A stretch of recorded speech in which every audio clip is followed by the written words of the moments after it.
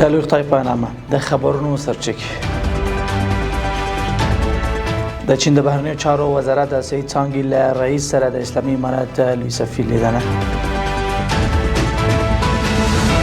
په تېرو شپږو میاشتو کې په ټول هېواد کې د 70,000 سرودونوي زیږون کارتونو ویشل او د امریکا سره د ایران، چین او روسیې هېوادونو د ملګرو ملتونو په ناسته کې مخالفت.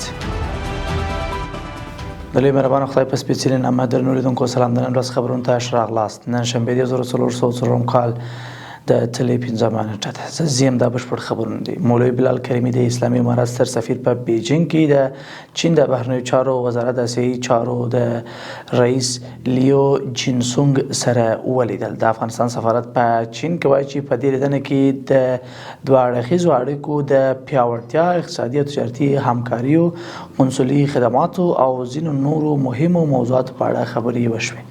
د چین د بهرنیو چارو دغه چارواکي د افغانستان د خپلواکۍ او ټاټوبي بشپړتیا درناوی وکړ او ویل چې دواړو هیوادونو اوږدمهاله صمیمانه او سولیزې اړیکې لري. په همدې حال کې مولوي بلال کریمي د هیواد په ختیځ کې د وروستۍ زلزلې له امله زیانمنو کورنیو ته د چین د بشردوستانه مرستو مننه وکړه.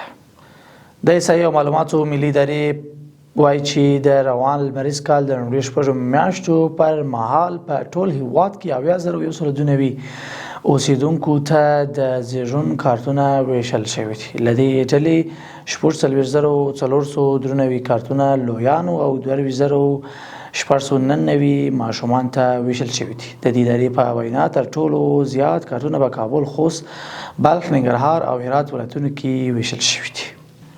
د ننګرهار په بټي کوټ، خوږیاڼو او شیرزادو ولسوالۍ کې د څه باندې 24 میلیونه افغانۍ په ارزښت د پاکو اوبو رسولو د 15 شبکو چارې پیل شوې. د کلي د بیا رغونې او پراختیا وزارت وایي چې د یادو شبکو په بشپړېدو سره به 250 کورنۍ پاکې اوبو ته لاسرسی پیدا کړي.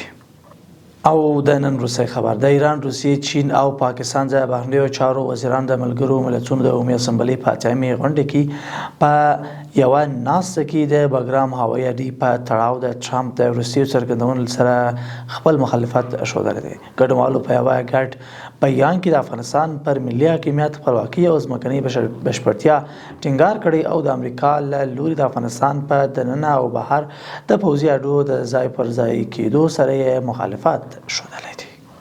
قدرمن لیدونکو له ملتیا مو مننه. تر بیا ښه وخت او ښه چارې.